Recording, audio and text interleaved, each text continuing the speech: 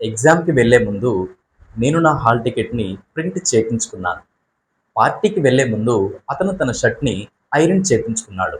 So friends, ఇలాంటి స్టేట్మెంట్స్‌ని మన డైలీ లైఫ్ కాన్వర్సేషన్ ఆర్ స్పీకింగ్‌లో యూజ్ చేస్తూ ఉంటాం.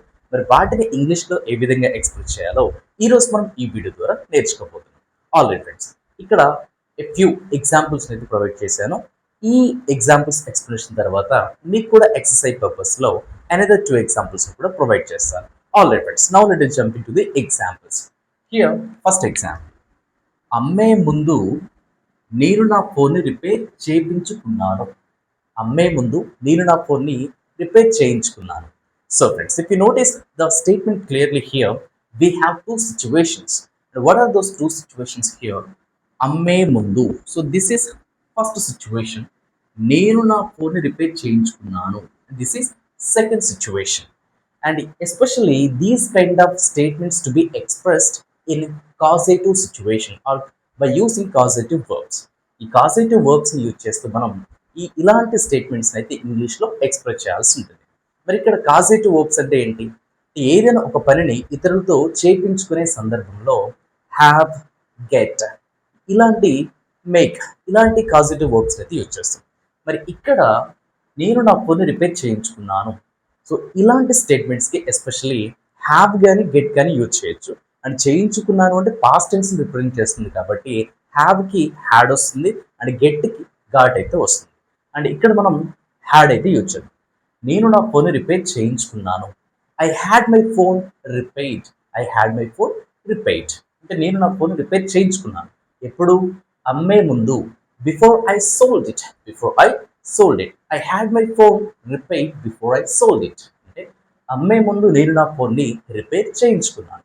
సెకండ్ ఎగ్జాంపుల్, ట్రిప్కి వెళ్ళే ముందు అతను తన కార్ని సర్వీస్ చేయించుకున్నాడు.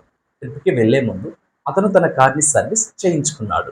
సో ఫ్రెండ్స్, ఈ సెకండ్ ఎగ్జాంపుల్లో కూడా మీరు నోటీస్ చేసినట్లయితే మనకు టూ సిచ్యువేషన్స్ అయితే కనిపిస్తుంది. ఏంటవి? ట్రిప్కి వెళ్ళే ముందు వన్ సిచ్యువేషన్, అతను తన కార్ని సర్వీస్ చేయించుకున్నాడు సెకండ్ సిచ్యువేషన్. సో ఈ సెకండ్ సిచ్యువేషన్ మనం బిగినింగ్ ఎక్స్ప్రెస్ చేయాల్సి ఉంటుంది. అతను తన కార్ని సర్వీస్ చేయించుకున్నాడు. అతను తన కార్ని సర్వీస్ చేయించుకున్నాడు. మరి దీన్ని ఇంగ్లీష్లో he had his car serviced. He had his car serviced అంటే అతను తన కార్ని సర్వీస్ చేయించుకున్నాడు. He had his car serviced. ఎప్పుడు? ట్రిప్కి వెళ్ళే ముందు. Before he went on the trip. Before he went on the trip. He had his car serviced before he went on the trip. అంటే ట్రిప్కి వెళ్ళే ముందు అతను తన కార్ని సర్వీస్ చేయించుకున్నాడు. థర్డ్ ఎగ్జాంపుల్, పెళ్ళికి ముందు వారు వారి ఇంటికి పెయింట్ వేయించుకున్నారు. పెళ్ళికి ముందు అంటే వెడ్డింగ్కి బిఫోర్ వాళ్ళు వారి ఇంటికి పెయింట్ వేయించుకున్నారు. అండ్ ఇక్కడ కూడా పెళ్ళికి ముందు వన్ సిచ్యువేషన్, వారు వారి ఇంటికి పెయింట్ వేయించుకున్నారు సెకండ్ సిచ్యువేషన్. వారు వారి ఇంటికి పెయింట్ వేయించుకున్నారు. They had their house painted. They had their house painted అంటే వారు వారి ఇంటికి పెయింట్ వేయించుకున్నారు. ఇప్పుడు పెళ్ళికి ముందు before the marriage or before the wedding. They had their house painted before the wedding అంటే పెళ్ళికి ముందు వారు వారి ఇంటికి పెయింట్ వేయించుకున్నారు. అండ్ నెక్స్ట్ ఎగ్జాంపుల్, పండగకు ముందు మేము మా ఇంటిని శుభ్రం చేయించుకున్నాము. పండగకు ముందు మేము మా ఇంటిని శుభ్రం చేయించుకున్నాము. సో ఈ ఎగ్జాంపుల్లో కూడా పండగకు ముందు వన్ సిచ్యువేషన్, మేము మా ఇంటిని శుభ్రం చేయించుకున్నాము సెకండ్ సిచ్యువేషన్. మేము మా ఇంటిని శుభ్రం చేయించుకున్నాము. We had our house cleaned. We had our house cleaned అంటే మేము మా ఇంటిని శుభ్రం చేయించుకున్నాము. ఎప్పుడు? పండగకు ముందు before the festival. Before the festival we had our house cleaned before the festival. పండగకు ముందు మేము మా ఇంటిని శుభ్రం చేయించుకున్నాం.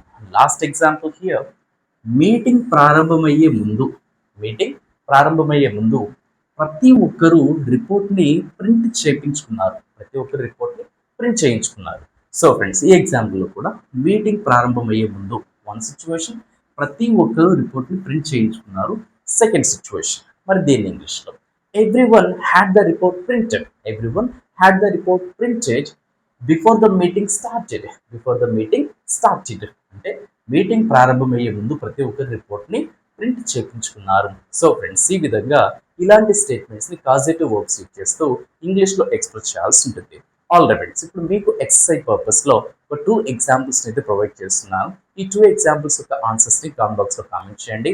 And moreover I want to let you know one thing that official drafting or official letter writing పర్పస్లో help అయ్యేటటువంటి tenses, basic or key elements of English, degrees of comparisons, direct and indirect speech, if conditionals and వాటికి రిలేటెడ్గా వొకాబులరీతో కూడినటువంటి పీడిఎఫ్ని అయితే మీకు provide చేస్తున్నాను. ఎవరైతే purchase చేయాలనుకుంటున్నారో ఈ వాట్సాప్ నెంబర్కి పీడిఎఫ్ని మెసేజ్ చేసినట్లయితే దానికి రిలేటెడ్ ఇన్ఫర్మేషన్ నేను మీకు షేర్ చేస్తాను. That's it for today friends. Happy learning and thanks for watching.